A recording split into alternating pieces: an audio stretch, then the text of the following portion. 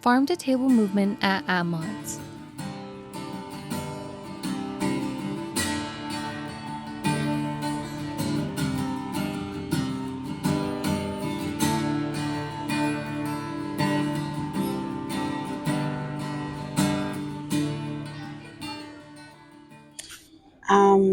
I picked this one because it's a little bit closer to me, but I love coming to any apple orchards just because of freshness. You know, it's not in the grocery store.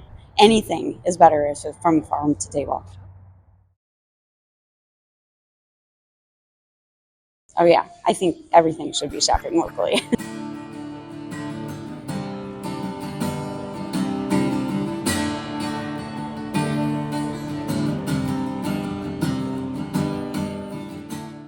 What are the benefits of the farm-to-table movement?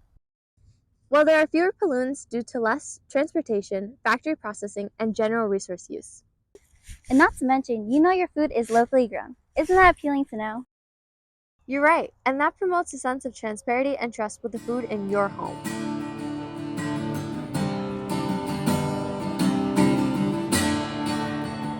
My name is Logan. I am the hard cider maker at Thor's Hard Cider on Aamodt's Apple Orchard in Stillwater, Minnesota. Essentially, we started the hard cider to utilize the leftover apples on the orchard at the end of the season.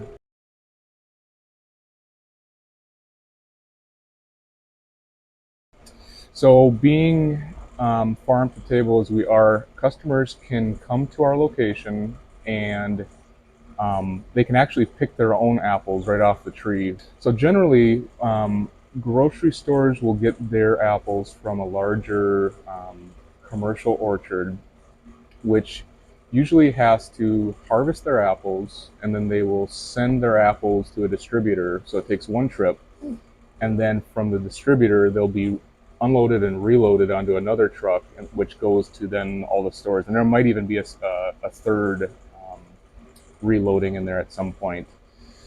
So the ground covered is significantly less. We just pick the apples, put them on a tractor, and bring them in so people can buy them in bins here, or they can go pick their own. So there's very little ground covered from the tree to the consumer.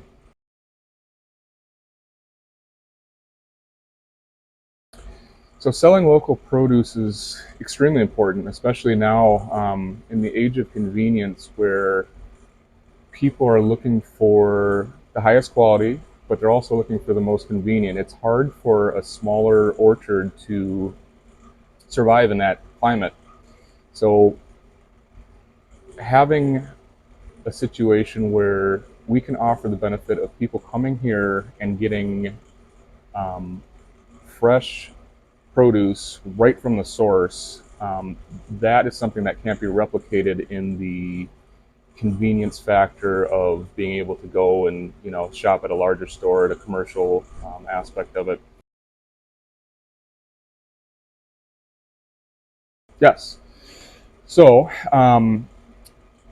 essentially, it's a year-long process. So at the end of the apple season, between usually November and January, before it gets really cold, we will go and pick the remainder of the apples on the trees. And so we'll put those apples in the bins, and we'll have a tractor with a trailer. We'll bring them back in, and then we'll take about a month and we will press all those apples.